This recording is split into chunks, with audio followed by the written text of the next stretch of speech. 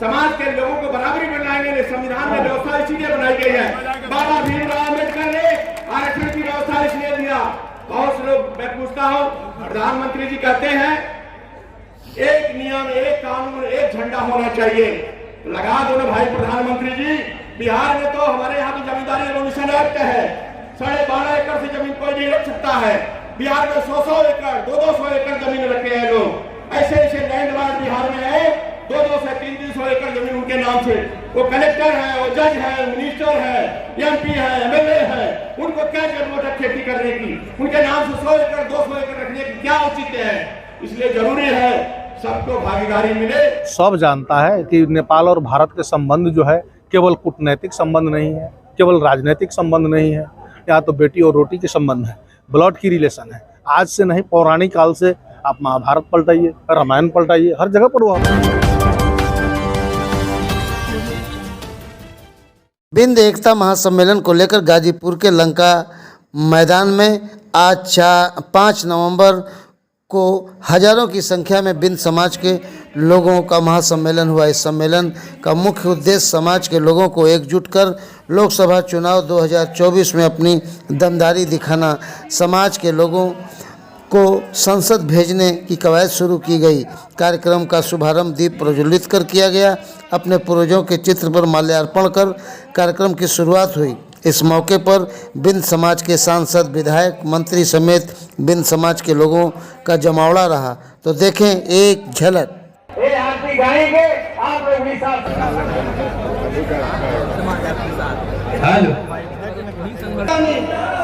सूर्य समान ललाट पे ज्योति, सूर्य समान ललाट जात जनों की कीर्ति है की आरती कीजिए महाराजा बेलूराज की, आरती कीजिए महाराजा बेलूराज विष्णु श्रद्धा से जो नाम पुकारे, श्रद्धा से जो नाम पुकारे, भव सागर में डर ना लागे, भव सागर में डर ना लागे, सबका काम सफल हो जाए, सबका काम सफल हो जाए, संकट नर मर मुक्ति पाए।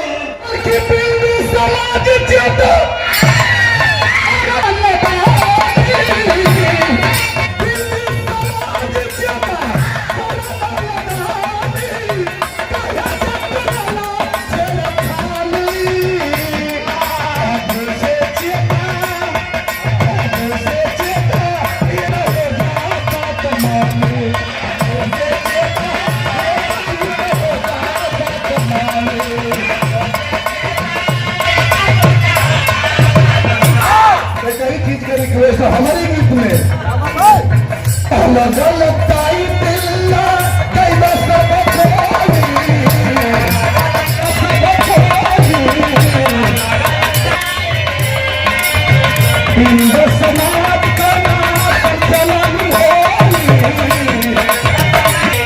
जिस दिन हमारे समाज के लोग, चाहे निशाब लिखने वाले हो, कश्यप लिखने वाले हो, कोई वाले हो, जिस दिन अपने नाम के टाइटल के सामने अगर बिंद लिखना शुरू कर देंगे, एक टाइटल लिखना शुरू कर देंगे, एक काम जरूर होगा। कौन काम?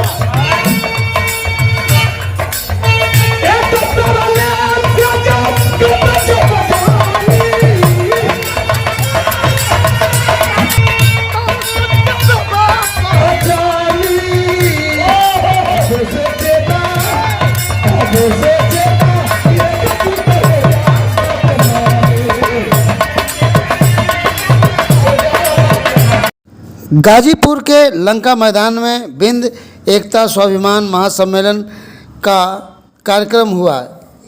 इस मौके पर कार्यक्रम की अध्यक्षता वरिष्ठ नेता अशोक बिंद ने की। सम्मेलन के मुख्य अतिथि सत्यनारायण भगत बिंद, पूर्व मंत्री, नेपाल सरकार ने सभा को संबोधित करते हुए कहा कि हमारा समाज पूरी दुनिया में निवास करता है, भारत देश में हर कोने में रहता है, जिसका सामाजिक, आर्थिक, राजनीतिक, शैक्षणिक स्वरूप कमज़ोर है। आज़ादी के जंग में बिंद समाज की भूमिका कम नहीं रही है। इसके बावजूद हमारा समाज बेहद कमज़ोर है। सरकार का दायित्व बनता है कि कमज़ोर समाज को ऊपर उठाने का कार्य करे। भारत सरकार को इसके लिए अनुसूचित जाति में तत्काल शामिल कर लेना चाहिए। सम्मेलन को संबोधित करते हुए डॉक्टर रमेश बिंद सांसद ने कहा कि हमारा कर्तव्य बनता है कि बिखरे हुए समाज को एकजुट कर अपने हक अधिकार के लिए संघर्ष करने पर भी उन्होंने बल दिया। सम्मेलन को संबोधित करते हुए राजनारायण बिंद पूर्व मंत्री तथा डॉक्टर संगीता बलवंत पूर्व मंत्री, डॉक्टर विनोद बिंद विधायक, हाकिम लाल बिंद विधायक, डॉक्टर चंद्रशेखर बिंद, डॉक्टर सीएल बिंद, सरजू सूरज राम बागी, डॉक्टर अरविंद, सुरेश बिंद, अनिल बिंद, धनेश्वर बिंद, रमाशंकर बिंद, दीपक बिंद, शुक्ल बिंद, भोला बिंद, बिंदुवाला बिंद, नंदलाल बिंद आदि लोगों ने कार्यक्रम को संबोधित किया। कार्यक्रम का संचालन चौधरी मुसाफिर बिंद ने किया। आगंतुकों का स्वागत गुलाब चंद बिंद ने किया। इस मौके पर तमाम अतिथियों का भव्य तरीके से स्वागत किया गया। आइए सुनाते हैं इस मौके पर लोगों ने क्या कहा। मैं खुद से अपने हाथों से रचा हुआ है, अब टूटने का डर नहीं, अब टूटने का डर नहीं। तुम जो जितने आप बाधाओं के भट्टी में झोंकोगे मैं उतना तपूंगा और सोना बनकर आगे निकलूंगा। तुम मुझको कब तक रोकोगे, तुम मुझको कब तक रोकोगे। काफी दल के लोग भी हैं, लेकिन सवाल इस बात का है बिंद समाज को क्यों सम्मानित नहीं किया जा रहा है। केंद्र और प्रदेश में एक डबल इंजन की सरकार है। अभी कोई भी भाई शांत रहिए, आपको पंचायत करेंगे बोलने देंगे, शांत रहिए। केंद्र और प्रदेश में हमारी सरकार है, ये व्यवस्थाएं हैं। हमारे पत्रकार साथी भी है, इस बात को जरूर उछालेंगे। क्या कारण है, यह चिंतन और मंथन करने की बात है। क्या कारण है कि हमारी बहन संगीता बलवंत जी प्रदेश में मंत्री रही, विशेष परिस्थितियों में कहीं थोड़े बहुत वोट से हार गई, तो क्या वो विधानसभा में, राज्यसभा में नहीं जा सकती है? सुहेलदेव पार्टी से आपकी संख्या कम है क्या?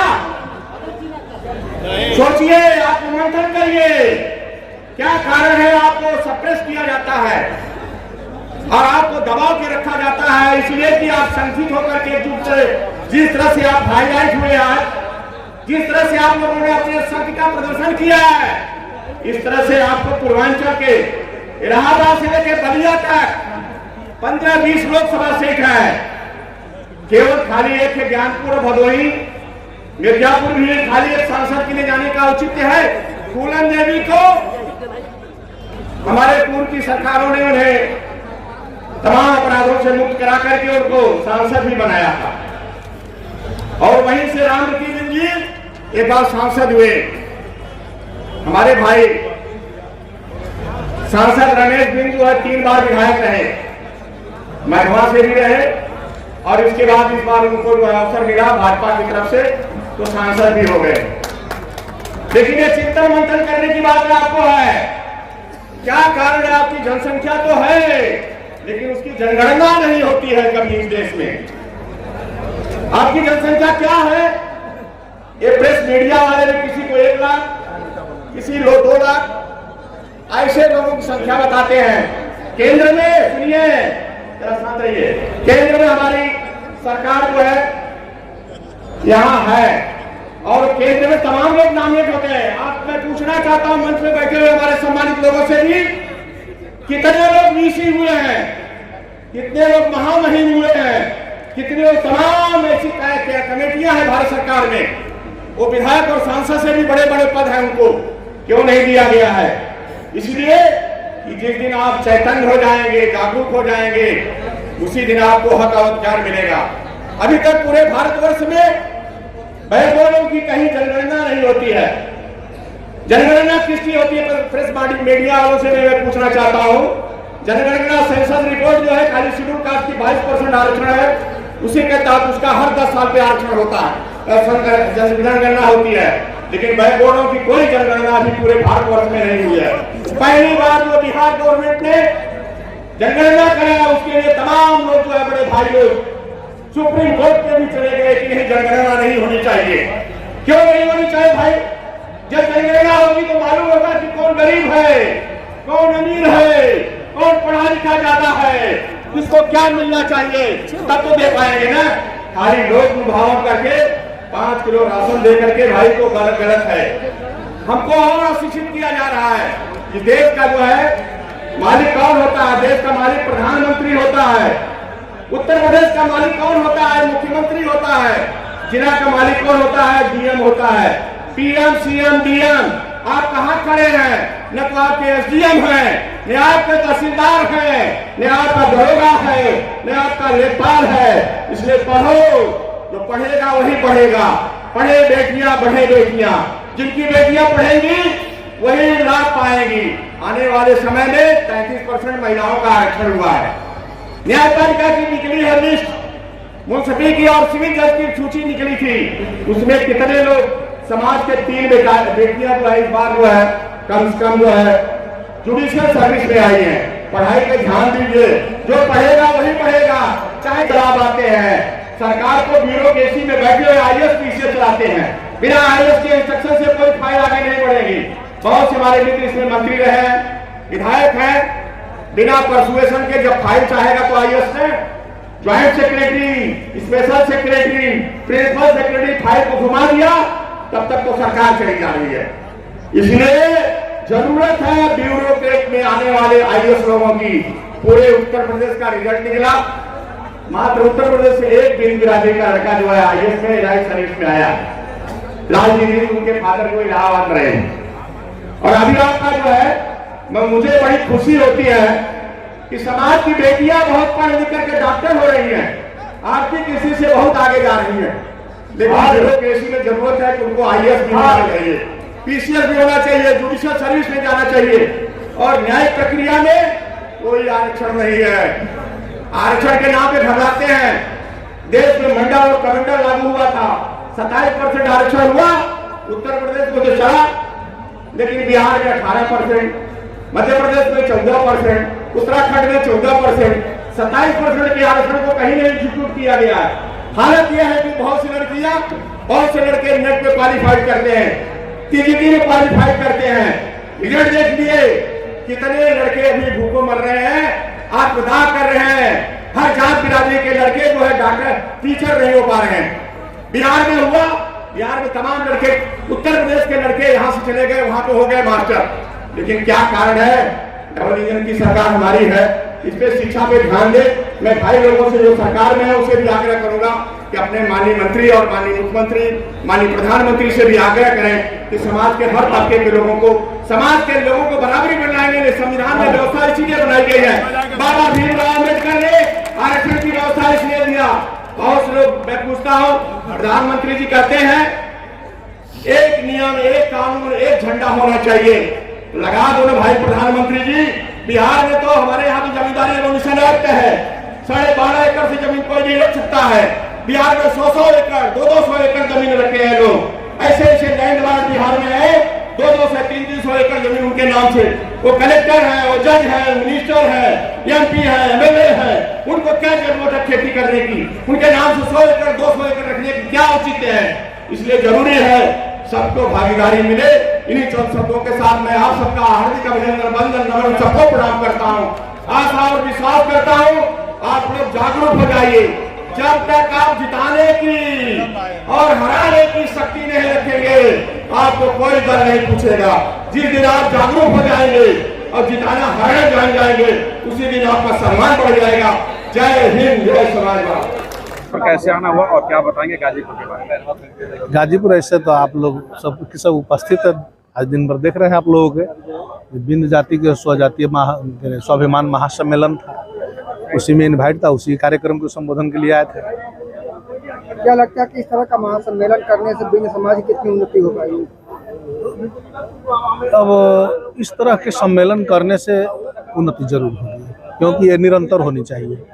जब तक निरंतर संगठित और शिक्षा पर जोर नहीं दिया जाएगा, जब तक समाज शिक्षित नहीं होंगे, तब तक वो समाज के बारे में अच्छा से नहीं बुझ पाएंगे। इसलिए शिक्षा पर सबसे पहले जोर देना पड़ा और इसके बाद संगठित होते अपना अधिकार लेना पड़ा। सर, नेपाल के धरती पे गाजीपुर में आप पहुंचे हैं और राम मंदिर से लेकर तमाम चीजों की आपने चर्चा की और एक संबंध की भारत और नेपाल के बारे में चर्चा की, ये क्या नहीं सुनता।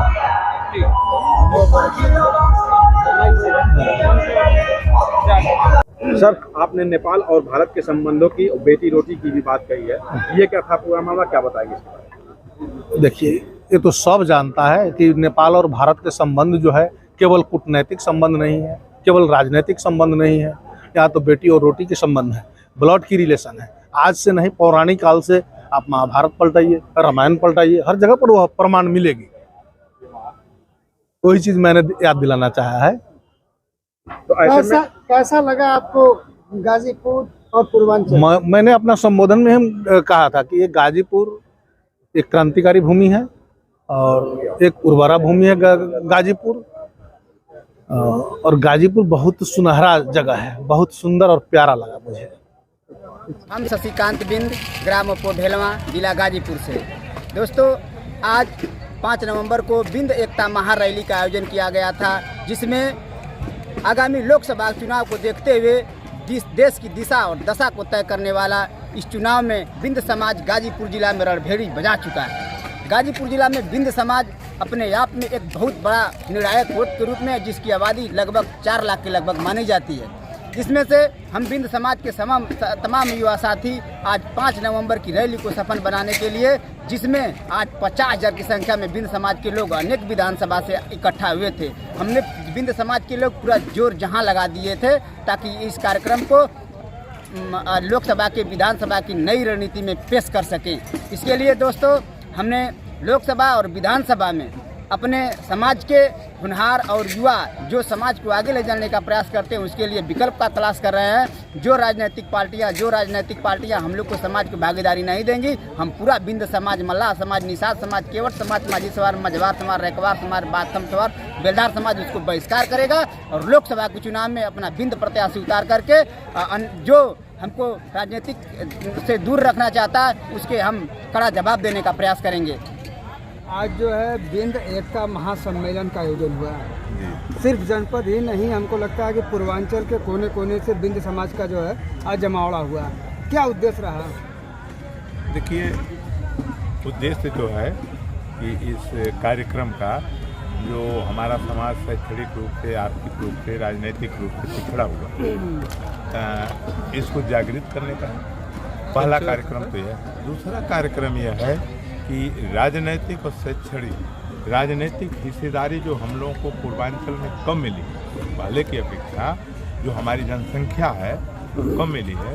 हम लोगों का उद्देश्य है कि जो है कि हम लोगों को हिस्सेदारी जो है कि संख्या के बराबर मिलनी चाहिए।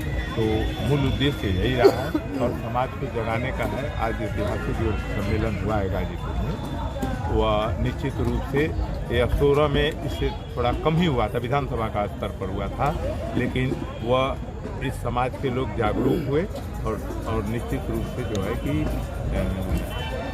सफलता मिली और सारे लोगों को, जो पूर्वांचल के लोगों का लक्ष्य है वो यह है कि गाजीपुर में हम किसी भी रूप में सांसद बनाने की कोशिश करें। क्या लगता है कि इस तरह के सम्मेलन होने से आपके समाज में कितना परिवर्तन आएगा? 99% परिवर्तन आएगा जी। इसलिए कि सुनिए, 16 टेस्टेड मामला 16 में जो हम लोगों ने समाज की सर्वदलीय रैली किया, तो सारे दल के लोगों ने तो जो है कि इसको हल्के में लिया और भारतीय जनता पार्टी इस पर काम किया और उसने टिकट दे करके एक विधायक बना लिया। तो यह है कि इसको जो दल के लोग इसको प्रभावशाली रूप से लेंगे और राजनीतिक हिस्सेदारी देंगे, उनको लाभ 99% मिल सकता है। तो क्या माना जाए कि आगामी जो 2024 का जो लोकसभा चुनाव है, उसके मद्देनजर भी ये एक तरह से तैयारी है जी, पार्टी चाहे जिसका आप लोग को सिंबल मिले जी, वो उसको पहले भी समाज ने वोट किया है, इस बार भी नेता नहीं देगा, लेकिन समाज की जो रुझान है, यानी सारे लोग अपने संसाधन से आए थे, सारे लोग अपनी व्यवस्था से आए थे। इसे लगा कि लोगों में ये आक्रोश है कि हम किसी भी रूप में यानी गाजीपुर की सीट पर अपना सांसद बनाकर इतिहास कायम करने का काम करें। ठीक है। गौरतलब है कि बिंद समाज के महासम्मेलन में आए आगंतुक भी गदगद दिखे और ऐसे में आरोप प्रत्यारोप का भी दौर जारी रहा। समाज के लोगों ने विधायकों और मंत्रियों पर फ़ोन न उठाने और समाज की सेवा न करने का भी आरोप लगाया। लेकिन ऐसे में 2024 में क्या ये समाज एकजुट हो पाएगा या फिर अपनी दफली अपना राग ही अलापेगा और आने वाले समय में क्या रुख होगा ये तो वक्त बताएगा। Akhilesh Yadav, news today 24। बने रहें ऐसी ताज़ा तरीन खबरों के लिए। नमस्कार।